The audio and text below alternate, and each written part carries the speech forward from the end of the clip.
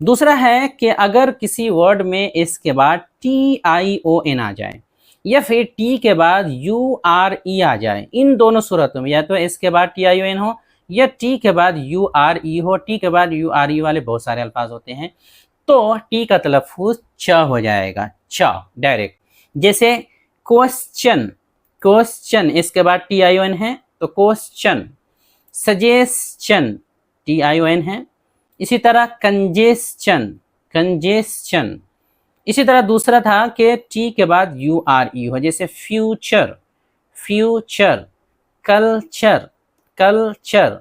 Nature, nature. और भी बहुत सारी मिसालें होती हैं, पिक्चर, लेक्चर वगैरह वगैरह। तो आपके लिए एक ज़बरदस्त खुशखबरी है कि उर्दू से अंग्रेजी सिखाने वाली हमारी नायाब किताब रहनुमाए अंग्रेजी अब PDF फाइल की शक्ल में भी आ गई है। आप दुनिया के किसी भी मुल्क में हासिल कर सकते हैं। हासिल करने के लिए व्हाट्सएप पर राब्ता करें।